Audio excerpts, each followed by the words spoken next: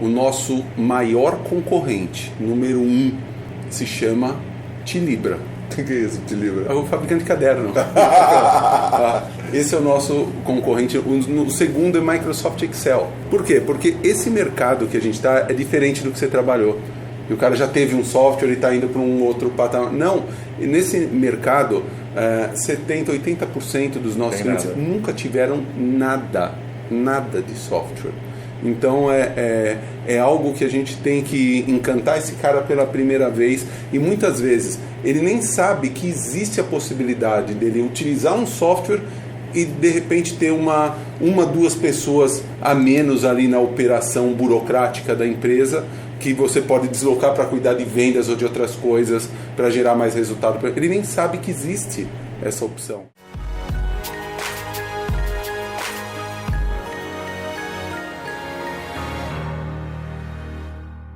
Marcelo, primeiramente, muito obrigado por me receber aqui. Valeu, cara.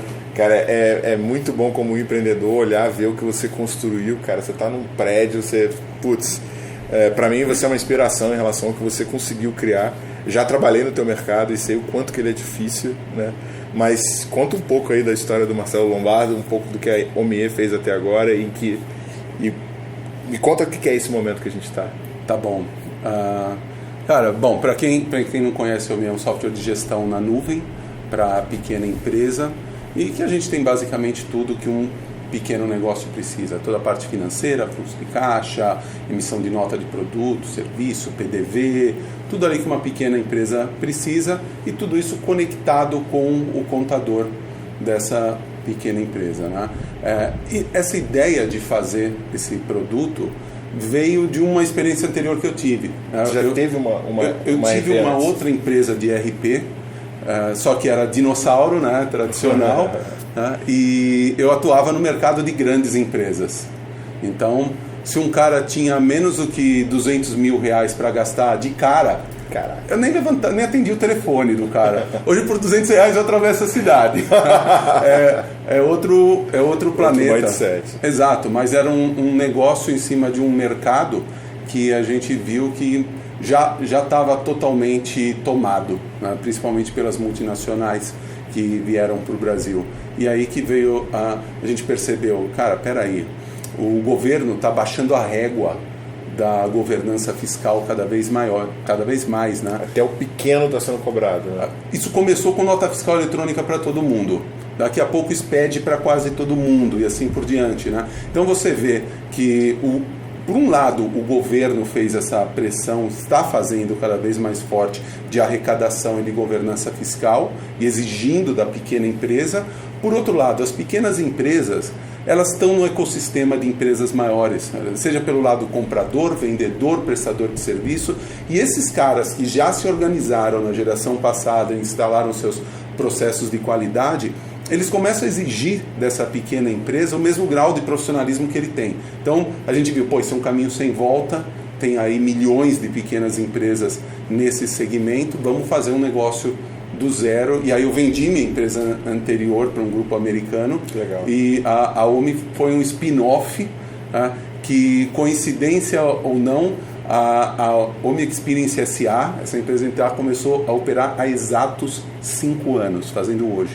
Que legal, cara. Putz, então vamos ter que estourar um champanhe aí no final. Vamos lá. E, cara, assim, o Rigonati cita muito você como uma referência dentro do portfólio dele e decisões acertadas que ele fez. A gente sabe que Venture Capital é um negócio muito difícil. Mas eu sei que o teu caminho não foi fácil, né, cara? Acho que você levou um tempo para achar canal, conseguir validar modelo. Conta um pouco sobre como é que foi essa batição de cabeça. Porque a gente olha ver você agora, não é mole, né? O cara chegou aqui ontem. Cara, tem essa escolha, né, é o ponto onde 99% das startups falham. Onde que elas falham? Cara, na máquina de aquisição, uma máquina de aquisição replicável de clientes, a máquina de vendas. 99% falha aí.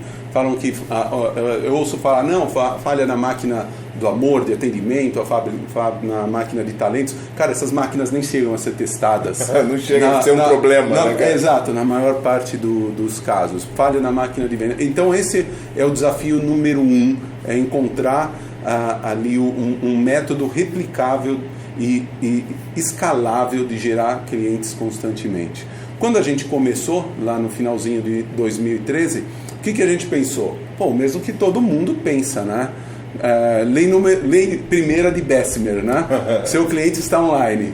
Então você vai usar os meios digitais para achar esse cliente. E a gente fez isso e a coisa funcionou num primeiro momento, só que o grande problema foi que esse mercado maravilhoso de milhões de pequenas empresas, não foi só a gente que viu, né?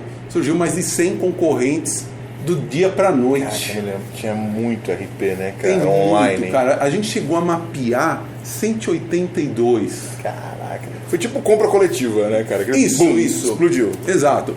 Mas, cara, toda novidade é isso daí, né? Tem um momento do ruído máximo, depois que abaixa a poeira você vê lá quem é que fica, mas hoje está acontecendo isso com conta digital, banco digital, né? A febre. Todo mundo tem. Então é normal. E fintech, né, cara? Exato, é normal. Qualquer novidade dá uma explosão e depois que abaixa a poeira você vê o que fica.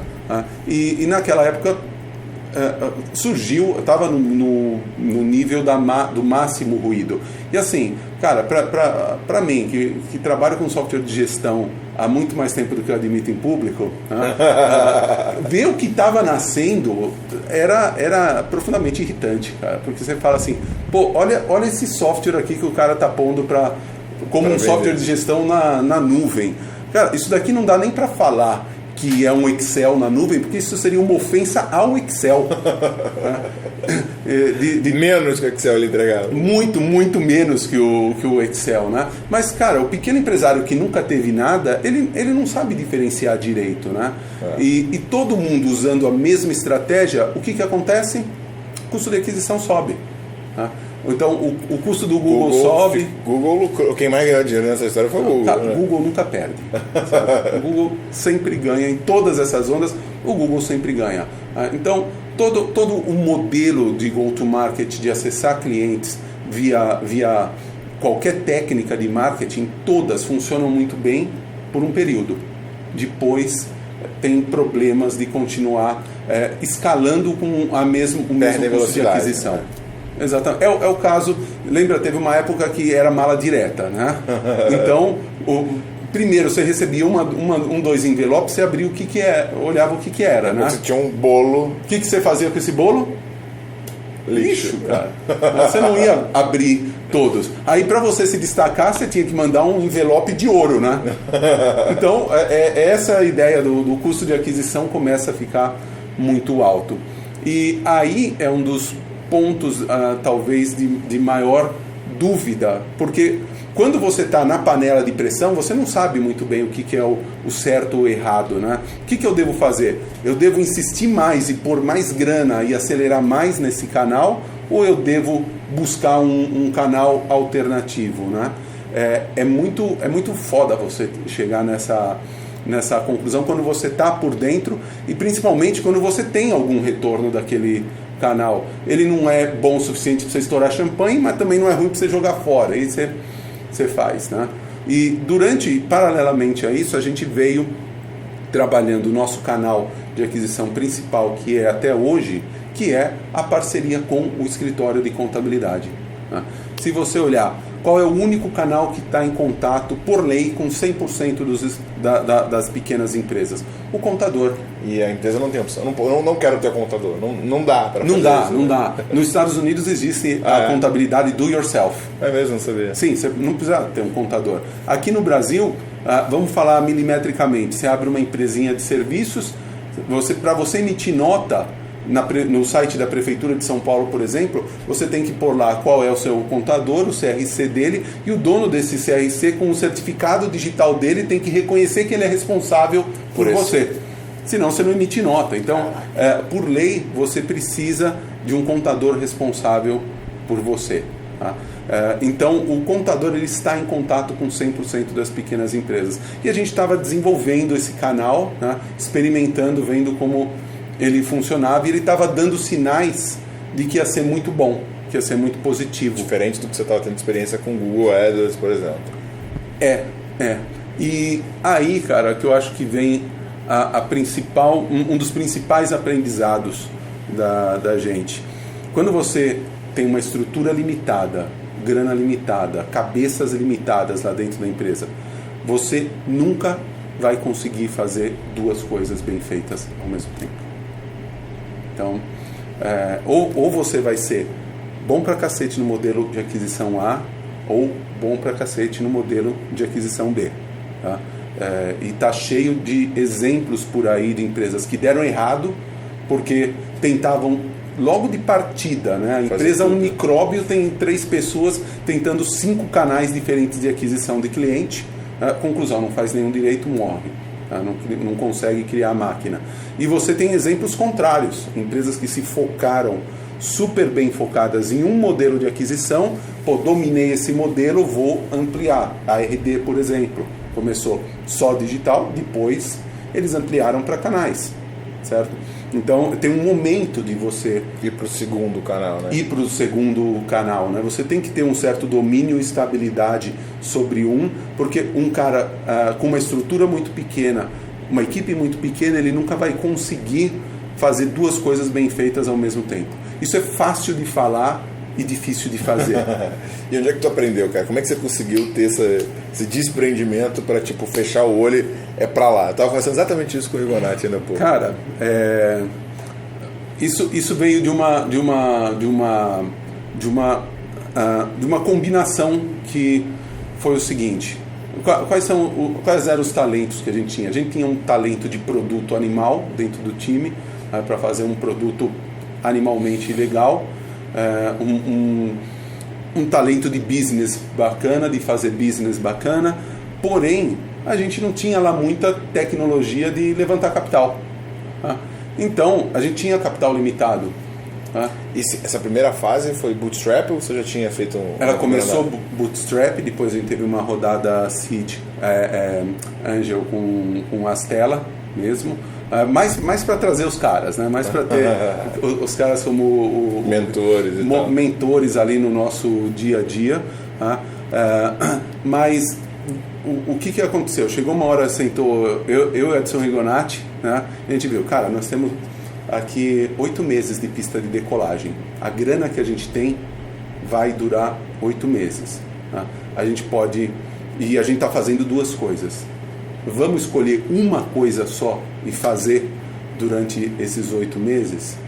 Vamos. Qual que é a que está mais evoluída? É a digital.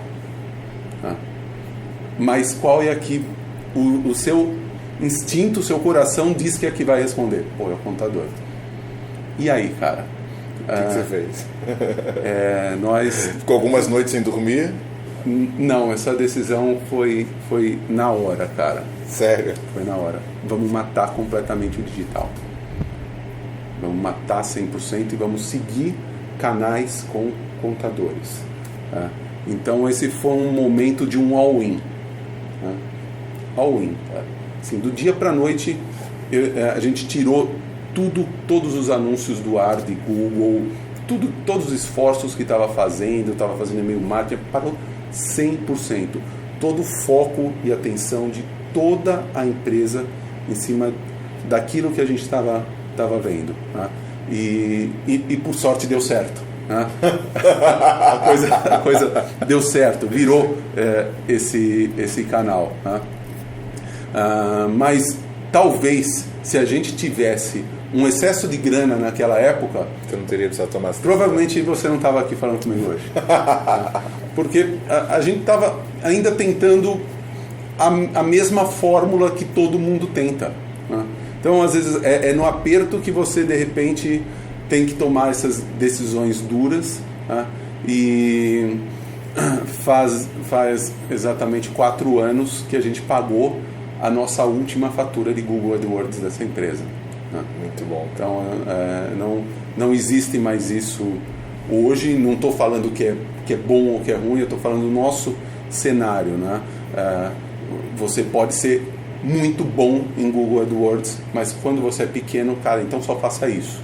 Não faz mais 50 outras coisas, senão você não vai construir um canal escalável de geração de leads.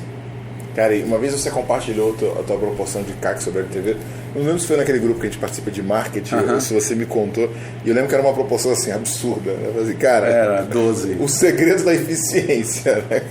E quando a gente, assim, tem algumas características que eu acho muito legal no que você está fazendo.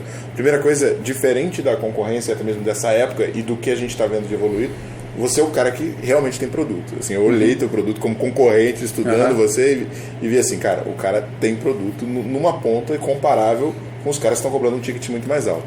Diferente dos demais, que para mim a estratégia de aquisição fica muito difícil, que tinha um ticket médio muito baixo, você já começou com um ticket mais interessante do que os demais. Não que fosse um ticket alto, mas era um ticket que já era bem superior aos dos caras, e eu acho que você entregava muito mais valor, e por isso você tinha essa segurança de poder entregar. E por último, quando eu olhava o teu modelo de achar o contador, e eu acho que muita gente errou nisso, de achar que o contador sozinho ia vender. Né? Estão errando nisso agora, né? E conta um pouco desse ponto, porque isso é animal demais, cara. Isso é um negócio muito Ele não sabe vender pra ele, cara. Ele vai vender, ele sabe vender pra ele, ele vai vender RP. É que você é muito, muito facilmente induzido ao erro nesse raciocínio, tá? Por dois motivos. Primeiro, cara, quando você integra toda a parte financeira e fiscal com o contador, o que acontece? Você reduz 70% do custo dele para atender esse cliente. Então, olha que ganho de eficiência magnífico. Né? Que negócio hoje em dia você mexe em algo fora da sua empresa que dá 70% de... e abre 70% de margem, cara? Nada. Não dá vontade de abrir um escritório de contabilidade? Deu. Então, mas a gente não pode, porque a gente não é contador. Isso é profissão regulamentada. Tá? Então, olha que puta negócio. Tá? O que você deduz? E você ainda dá uma comissão pro cara em cima da sua mensalidade. Tá? O que você deduz? Porra, esse cara vai virar meu vendedor. Vai virar tudo pra Vai cara. virar um fanático meu vendedor. E a gente foi testar isso daí. Foi falar com os caras, a gente tem esse projeto aqui. Você embarca? Porra, cara, isso é o meu sonho animal e tal. Eu vou botar 100 clientes nessa plataforma semana que vem. Cara, isso vai resolver todos os problemas da minha vida. Mas o senhor se importaria de assinar um contratinho aqui, se comprometendo a pôr 100 clientes? Daqui que eu assino. Pá! Não. Contrato de 100, de 50, de 20, de 30, um atrás do outro, bucado lá em cima da mesa, né? E nesse momento a gente tinha feito a nossa rodada seed com a Stella. Então estava capitalizadinho, né? Com um produto, como você disse, diferenciado e com uma estratégia de go-to-market, os contratos bucado aqui, né? O que você faz? Estoura champanhe. Tô rico, dominei. Passa uma semana, passa duas. Nada. Você liga lá pro contador. Cara, então, aqueles 100 clientes, eu não vi nenhum aí ainda. O que aconteceu? Cara, bicho, tive um problema danado aqui com umas entregas de uns SPED, tive que atender uma fiscalização e tal. Não deu, uma semana que vem eu faço. Tá bom, vamos lá. Passa uma semana, passa duas, você liga pro contador. Cara, então, você assinou um contrato de 100 clientes, né? A gente falou, não, põe só 10. E assim, eu podia estar roubando, podia estar matando, né? Mas, porra, Só tô pedindo pra você cumprir 10% do contrato. Faz o seguinte, põe um miserável no cliente, né? E nem isso acontecia. Isso geral com a coisa, né? Então, qual é o ponto? Todo o empreendedor brasileiro, o pequeno empreendedor, ele nasce de um técnico que deu certo ou um vendedorzão que deu certo. É raro o berço não ser esse. O contador é o técnico que deu certo. Ele não sabe vender, e eu falo isso sem restrição, sem medo de ofender, porque eu falo isso para eles e a gente dá treinamento para eles nisso. O contador, em geral, hoje não sabe vender nem serviços contábeis. A gente vê cada absurdo no mercado. Primeiro, ele é comprado, ele não vende, né? Eu chego para você, estou precisando de um contador, Thiago, me indica alguém, te indico o meu contador, ele é bom, eu ligo para ele, falo com ele, o cara demora uma semana para mandar uma proposta comercial, isso porque eu ligo 5 vezes pro cara, né? Então, você vê que ele não sabe vender direito ainda, nem serviços contábeis, quanto mais vender software, vender tecnologia, né? E esse foi um problema. O outro problema é o seguinte: no meio dessa massa de contadores que se comportam desse jeito, existem outliers. Existem caras que são fora da curva, que realmente vão lá e vendem e executam. E é muito fácil Quando você não tem uma visão maior para fazer uma análise estatística da coisa, é muito fácil você se deixar levar por esses outliers e de repente traçar a reta a partir de ponto. Você fala, porra, olha o que esse cara fez, esse cara botou meia dúzia em uma semana e tal. Exato. Você acha outro igual, você acha outro igual. Mas esses outliers te induzem a um erro animal. Esses caras são os early adopters. Então, não quer dizer que os outros, a outra parte da curva de Bell vai ser influenciada na velocidade que você precisa para o crescimento do seu business, né? Então, esses dois fatores é que podem te enganar bastante. Mas a gente não desistiu, por sorte, né? O que a gente pensou assim? Bom, legal. Nessa época, o nosso ticket era de R$79 por mês, tá? A gente pensou assim, cara, eu vou fazer diferente então. O contador só me gera os leads, mas quem vai vender sou eu. A gente chegou lá para esse contador, cara, quer saber? Você não consegue vender. Me dá aí sua lista de clientes que eu vendo. E, surpreendentemente, ele pegou e pá, deu a lista de clientes. Né? A gente foi lá, abordou esses clientes, fez a venda e tudo deu certo. Né? O que a gente sacou aí, cara? Que tem uma parte estranha nessa história que eu contei. Né? É a parte dele dar a lista de clientes na nossa mão. Não é? Não é suspeito, né? No mínimo. No mínimo, né? Aí você fala assim, porra, por que esse cara, qual o bem mais precioso que ele tem na empresa dele? É a relação de clientes, é a reputação dele frente a esse cliente. Se ele indicou um software, o software foi mal, ele é capaz de perder o cliente. Então existe uma responsabilidade grande. Como que esse maluco deu a lista dele para mim? Né? A resposta é, cara, ele confiava em mim. Ele me viu no evento, na feira, que eu fui lá expor, conversei com ele, visitei ele várias vezes, fizemos várias apresentações. Tá? O cara comeu uns quilos de sal comigo, ele já confiava em mim. Então, de repente, você vê que o seu business não é mais software, seu business é confiança. E aí, como você escala a confiança? Tá? Essa é outra pergunta que a gente buscou uma solução para ela. Tá? Na hora de escalar a confiança, a gente ainda percebe que o brasileiro é bicho do mato. Né? O brasileiro precisa de um contato mais próximo, mais pessoal, não dá para ficar só no virtual. E, principalmente, nós não temos aqui um país. Nós temos aqui, no mínimo, 27 países diferentes. Ou mais, né? Se você pegar São Paulo, capital, e interior, são dois perfis diferentes de empresário. Né? São dois caras diferentes. Então, para dar certo, você precisa também pôr o baiano falando com o baiano, mineiro falando com o mineiro, o interiorano de São Paulo falando com o interiorano, o gaúcho com o gaúcho. Tá? Foi aí que a gente teve a ideia muito bacana, tá? Aproveitando a nossa incompetência em captar grana, novamente, tá? A gente teve a ideia, cara, vamos empacotar isso daqui, esse modelo de abordar o contador, fechar parceria com ele, fechar um projeto de transformação digital da firma dele. E chegar para ele e falar, cara, em vez de você ser um cartório do século passado, você vai ser uma firma 100% digital. Em vez de receber um monte de papel, malote com um resto de comida no meio, botar na mão de um maluco para planilhar, classificar, passar a mão na mão de outro maluco que digita, outro maluco imprime tica. Não, isso daí, você melhora a vida do cliente, isso aí integra direto. Olha que legal, você vira uma firma totalmente digital. Vender esse projeto para o contador e fazer a transformação dos clientes dele é algo que a gente encapsulou e começou a jogar no mercado como uma franquia. E aí surgiu o teu modelo de franquia. Aí surgiu o nosso modelo de franquia. Então, esse muito do custo de venda, ele está dividido com outro investidor que é o franqueado. Entendi. Sacou?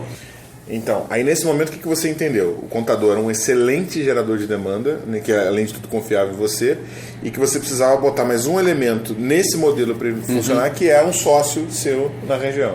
É isso? É isso aí, é um cara que vai investir em montar uma franquia que vai executar esse playbook que a gente montou ali na região dele. Tá? a gente viu que para essa conta também ficar de pé, o ticket era baixo, né? E aí nesse momento que estava todo mundo no mercado online brigando por preço e baixando, a gente multiplicou o ticket por 3, cara. E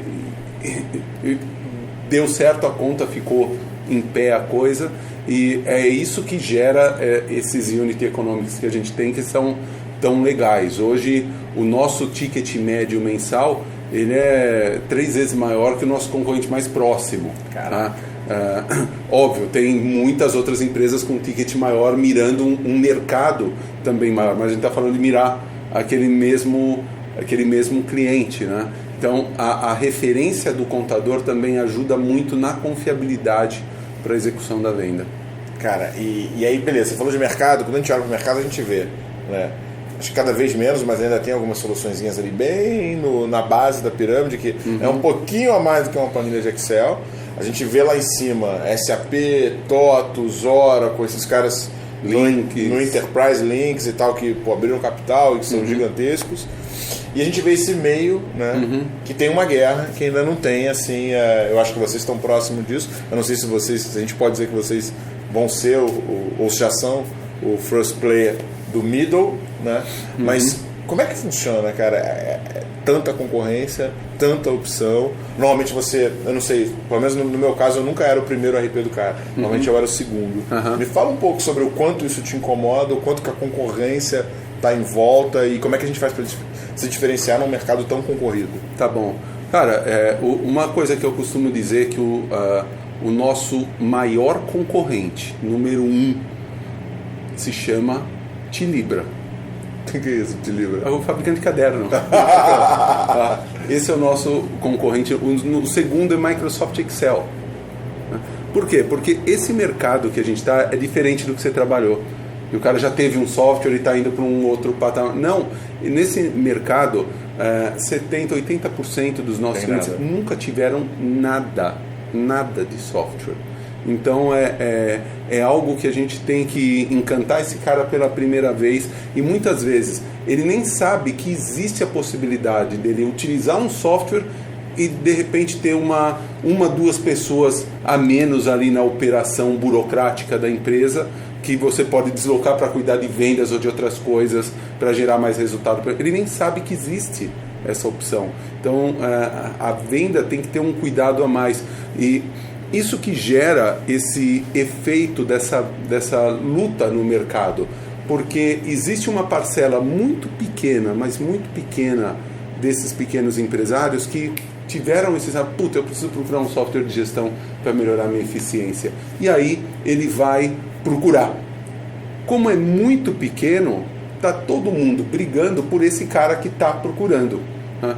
Enquanto isso, a gente não está sentindo tanto esse efeito, porque a gente está indo no contador, que é o nosso parceiro, e o contador está sensibilizando, está abrindo a porta para a gente mostrar para esse pequeno empresário o que a gente pode levar de benefício para o negócio dele. Então é algo que a gente acaba correndo um pouco no paralelo dessa briga toda, que está cada vez mais difícil para quem está ficando para trás, tá? Então, como eu disse no exemplo anterior, agora a gente está abaixando um pouquinho a poeira e está vendo mais ou menos quem é que sobra. Há 4 anos, há 5 anos, você não conseguia falar, eu vou apostar nesse cavalo aqui que ele vai pelo menos chegar, ele não vai cair no caminho.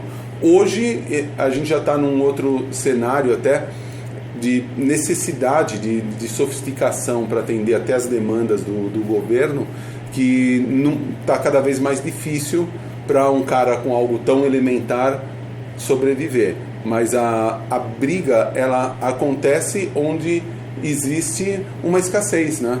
Se existem poucas empresas indo procurar software de gestão no Google, ou sendo influenciadas por um determinado canal de marketing, automaticamente isso daí gera uma briga e aumenta o custo de aquisição de todo mundo que está nisso.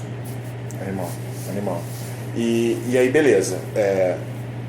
Montou o modelo, encaixou franquia, contador, crescimento, CAC sobre LTV de 12. Agora a gente está num prédio uma operação de inside sales aqui em cima. Me conta um pouco o que é esse novo movimento. E uma coisa que a gente falou, que o Rigonati falou, é que o canal, né, ele tende a chegar num ponto em que você precisa achar um novo, né? Porque ele não vai sustentar a velocidade de crescimento que você busca. Foi isso? Me explica um pouco do que está acontecendo. Vamos lá.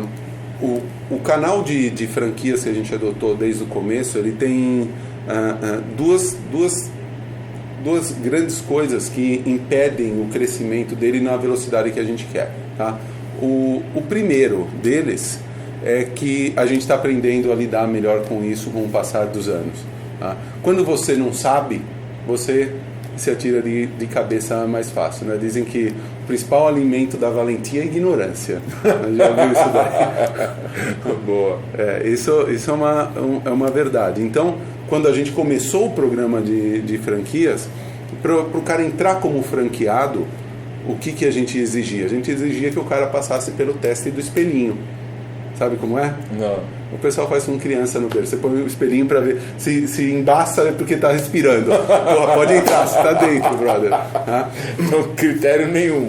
Critério nenhum, né? Porque você não é nada. Você não tem nenhum track record para mostrar para esse cara e falar para ele, cara, eu vou exigir que você tenha isso, que você tenha aquilo, que você tenha tanto para investir, que pague uma taxa de franquia, que tenha fit cultural, que tenha não sei... Você tá afim, bichão? Vem. Né? Vambora. Executa esse troço aí o melhor que você puder e eu vou tentar te ajudar nisso daí. Só que isso dá um trabalho insano, e pode gerar danos à reputação da marca tremendos, porque o cara tá lá longe de você executando aquilo com o seu nome e não necessariamente seguindo o teu padrão, e normalmente não. Seguindo o seu padrão. Então, conforme você vai escalando mais, você tem que tomar cada vez mais cuidado com a imagem da sua marca no mercado, com a sua reputação, a reputação que você está projetando no mercado. Então, primeiro ponto, o grau de exigência para entrar uma franquia, ele é absurdamente maior hoje. Né? Hoje a gente tem sabe quanto o cara pagava de taxa de franquia no começo? 0. Caraca. Né? 0. Tá?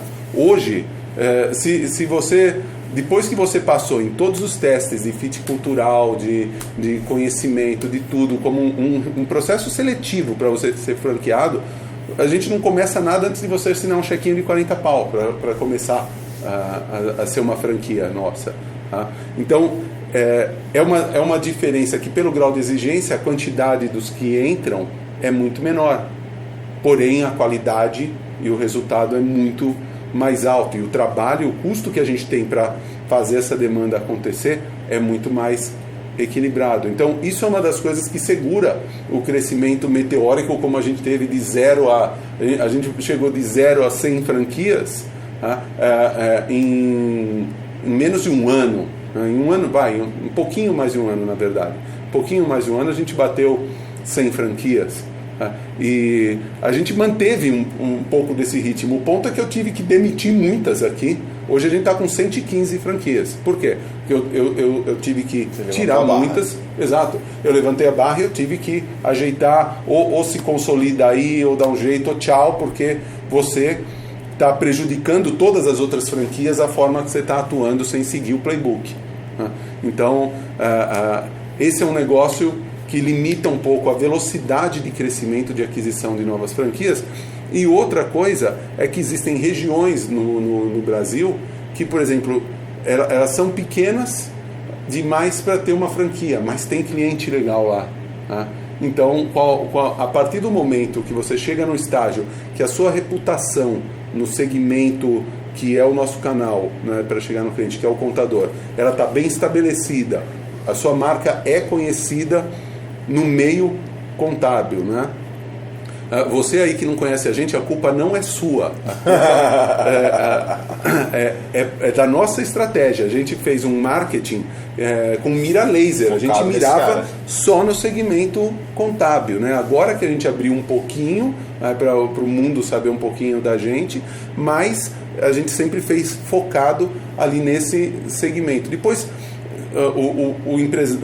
um empresário qualquer pode não conhecer a gente, mas lá no Congresso de Contabilidade com 7 mil pessoas que teve, o maior stand com cachaça escola de samba era o nosso, entendeu? Então, o contador conhece a gente. A partir desse momento, você pode começar a abusar um pouquinho daquela confiança que você precisava só do contato presencial, né? E começar a fazer uma operação de inside sales, principalmente procurando reforçar as regiões onde você está fraco com a franquia, né? Onde tem demanda ou a franquia não chega lá, né? Porque é geograficamente ruim, ou tem uma demanda maior do que as franquias regionais conseguem atuar. Então a gente começou essa linha do Inside Sales, está bem no começo ainda. Nós estamos com 60 pessoas agora no Inside Sales, tá? Mas e não estamos com mais porque é difícil de contratar, tá? Isso que eu ia te perguntar. Tem vendedor em São Paulo o suficiente para essa... Caraca, só com 60, né?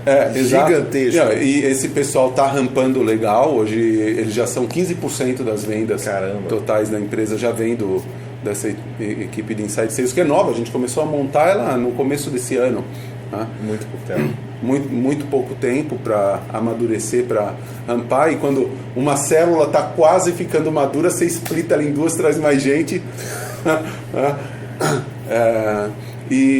Cara, tem vendedor de sistema de RP no mercado?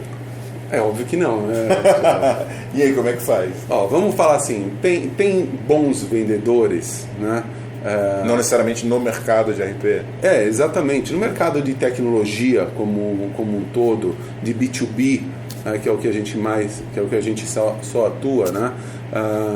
Cara, tem pouco, né? E a gente hoje, metade a gente pega cara formado no mercado, metade a gente forma o cara aqui dentro, mas ainda assim é bastante difícil, né? Eu lembro que há um mês e pouco atrás eu fui numa reunião da ABS. Sabe o que é a ABS? Não. É a Associação Brasileira de Empresas de Software. É um sindicato patronal, da Associação das Empresas de Software. E lá o cara que é o CEO de uma das maiores empresas de RP brasileiras, tá? Virou lá e falou assim: nós aqui na área de TI, olha que absurdo, tem 14 milhões de desempregados no país, mas nós aqui na área de TI temos 500 mil de vagas em aberto, mas não tem gente qualificada para esses postos com conhecimento necessário para executar esse serviço. Mentira, não é nada disso. O skill necessário, o conhecimento necessário para ele executar a tarefa, eu dou para ele.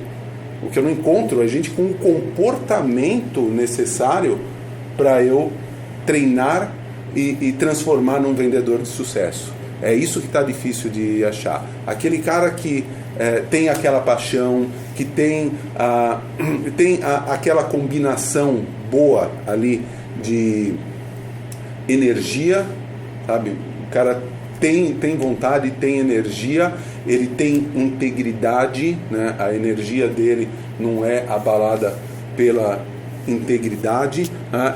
É o cara que tem essa matéria-prima para você desenvolver a partir dali um bom vendedor, né? Isso é que está difícil de encontrar.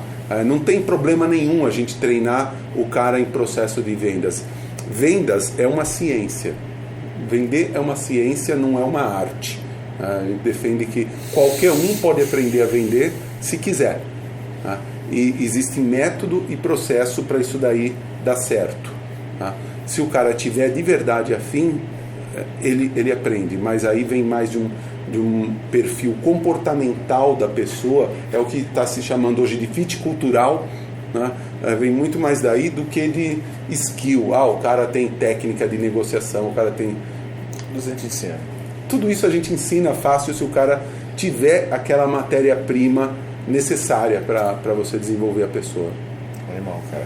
E como é que está sendo a tua estratégia para conseguir trazer esses talentos? Você está fazendo o que? Se aproximando de universidade?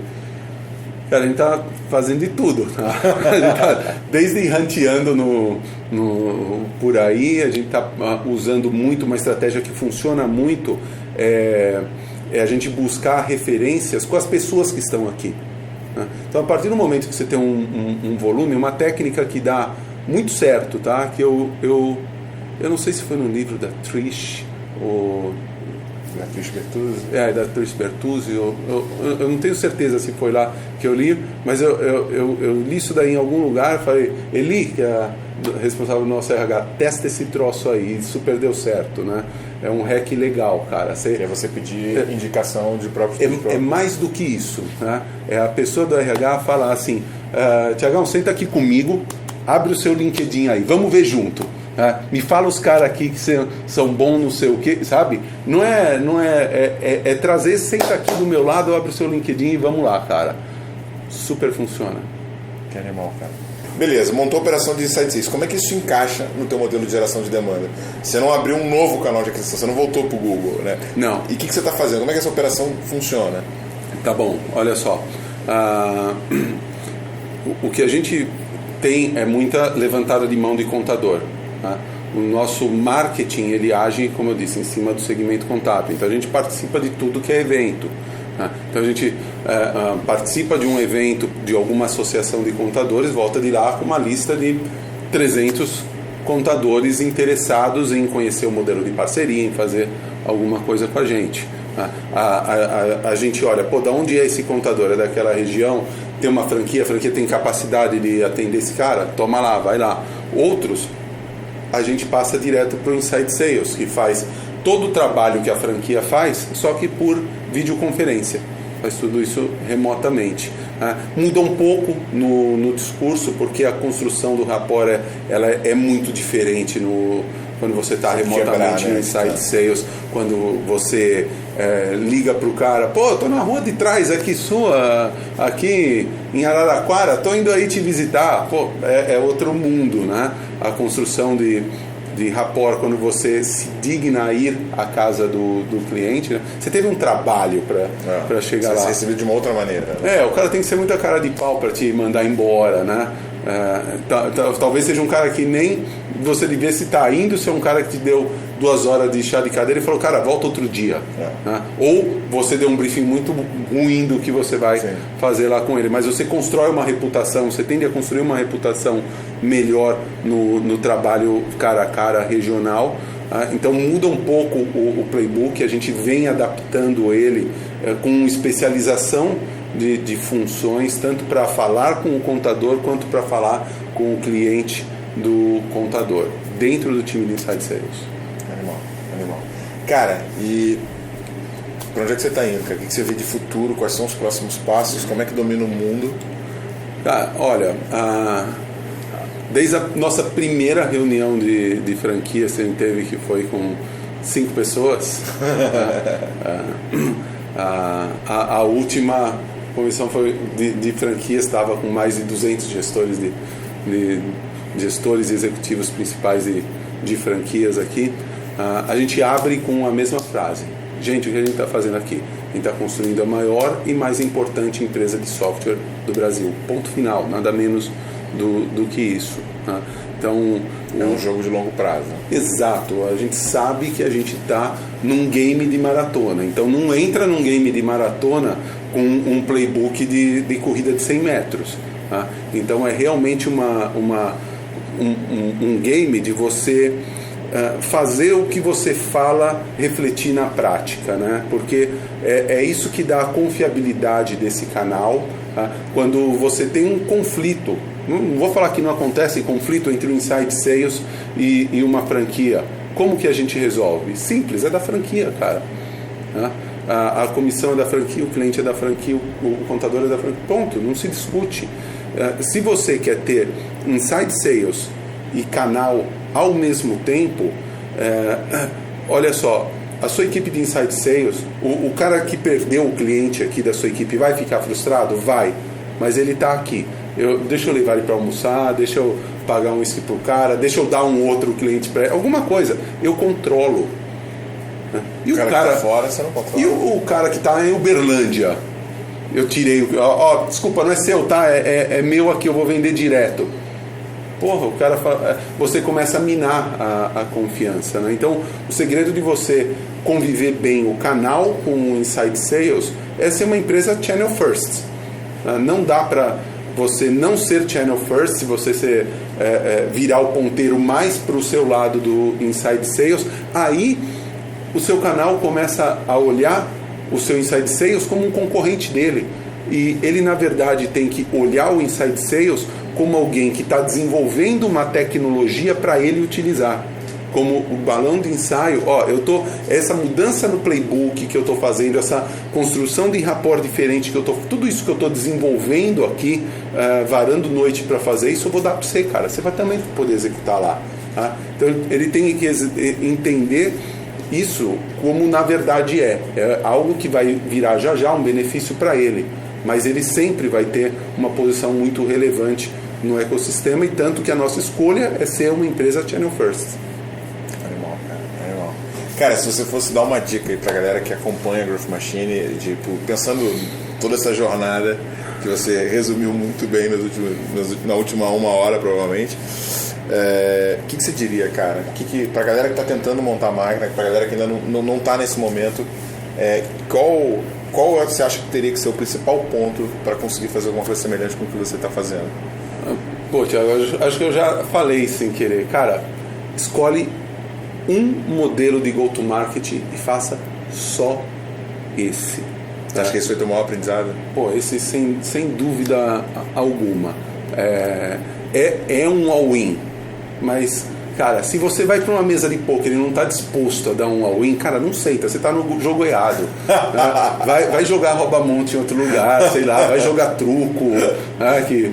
Você xinga, mas sai de lá, tá tudo bem. Não, mas tem grana na mesa, tá? Você dá um all-in, é outro naipe. Você não está brincando só de xingar o cara lá que correu de um truco, né? Então, você tem que estar disposto a dar um all-in em alguma hora se você sentou na mesa de pôquer, tá? E você sentar também e nunca usar esse recurso é burrice, né? Ele está à sua disposição.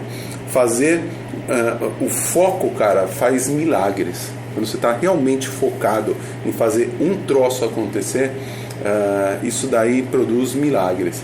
Então, se você tem uma estrutura pequena, uma empresa que está começando e não desenvolveu direito a sua máquina de venda e vê, cara, olha, eu posso distribuir por aqui, pega uma só, não são duas, é uma, e faz direito. Se você conseguir criar uma máquina escalável disso, chegou num certo ponto, legal, e vai para a segunda. Tá? Você virou uma máquina de executar playbooks ao mesmo tempo, daqui a pouco você está pegando 2 para fazer ao mesmo tempo, mas você já criou uma máquina que consegue executar isso simultaneamente, dar métricas para você estar monitorando, dar eficiência e você poder controlar tudo isso que está acontecendo. Senão, eu acho que o aprendizado principal só faz uma coisa por vez na aquisição de cliente. Obrigado por me receber, cara. Valeu, sempre um prazer. Foi.